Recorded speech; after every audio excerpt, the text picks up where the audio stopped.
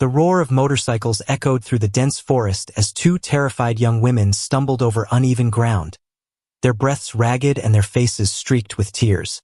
Sophia and Emma, daughters of a tech billionaire, had taken a detour on their way to a retreat, only to fall victim to a group of bandits targeting wealthy travelers. Their SUV had been forced off the road, their driver overpowered. Now they were running for their lives.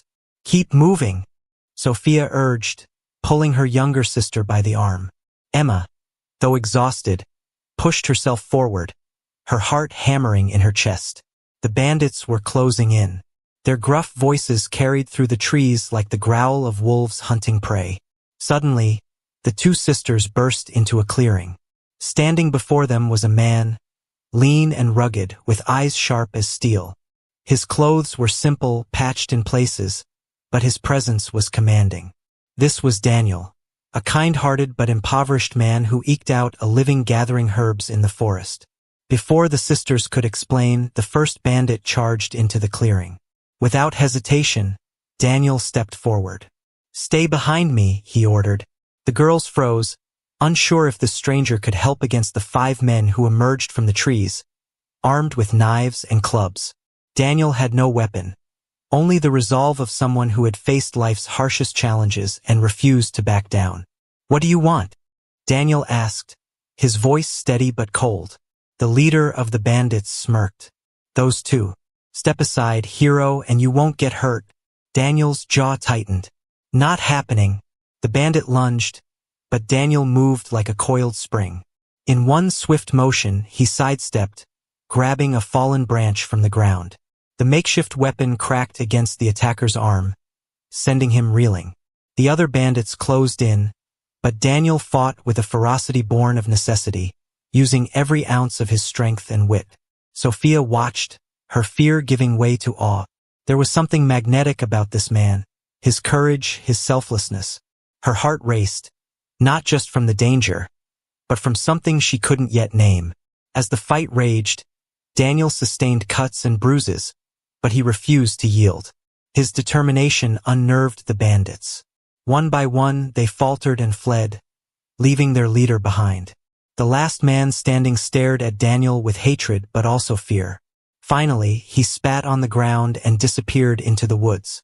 Daniel dropped the branch, his chest heaving. "Are you two all right?" he asked, turning to the sisters. Sophia stepped forward, her voice trembling. You saved our lives." "Thank you." Emma nodded, tears streaming down her face. "We thought we were going to die." Daniel offered a faint smile. "You're safe now. Let's get you out of here."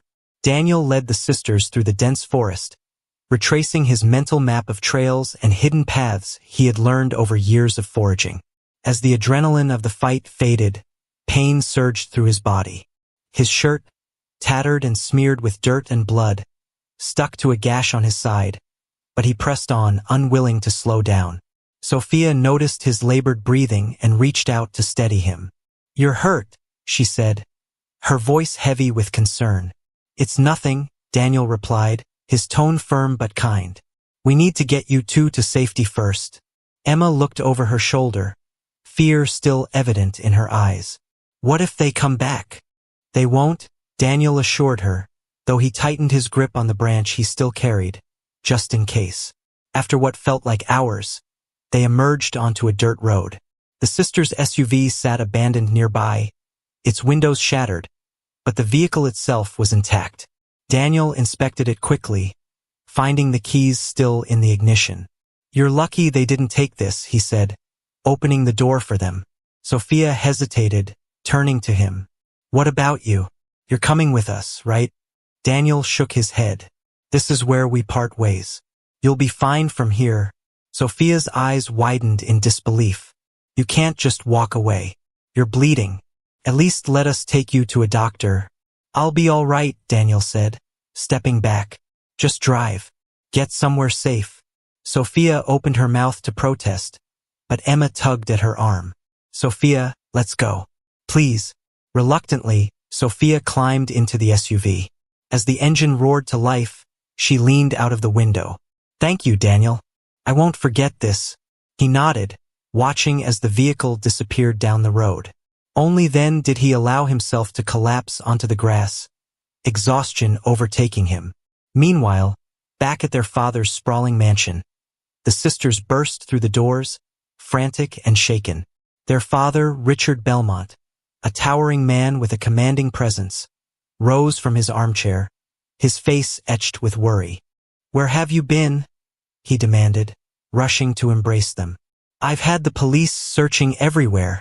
Sophia and Emma recounted the harrowing events, from the bandits to the mysterious man who had saved them. Richard listened, his expression darkening with every detail. "He saved us, Dad," Sophia said, her voice trembling. "If it weren't for him, we'd be dead." "Who is this man?" Richard asked. "What's his name?" "Daniel," Sophia replied. "He didn't tell us much else. He wouldn't even let us help him." Richard's jaw tightened. "Then we'll find him. A man like that deserves more than just our thanks." The next day, Daniel awoke in his small cabin to the sound of knocking. Groggy and still sore, he opened the door to find two men in suits standing on his porch. "Daniel?" one of them asked. "Yes," Daniel replied warily. The man extended a hand. "We're representatives of Richard Belmont. He'd like to meet with you." Daniel frowned. "Why?" The second man smiled. "Let's just say he's very grateful for what you did." Hours later, Daniel found himself standing in front of a mansion that looked like something out of a dream. The opulence was overwhelming, and he felt out of place in his simple, threadbare clothes. Inside, Richard greeted him with a firm handshake. "You're the man who saved my daughters," Richard said, his voice warm but commanding. "I owe you everything." Daniel shifted uncomfortably. "I just did what anyone would have done."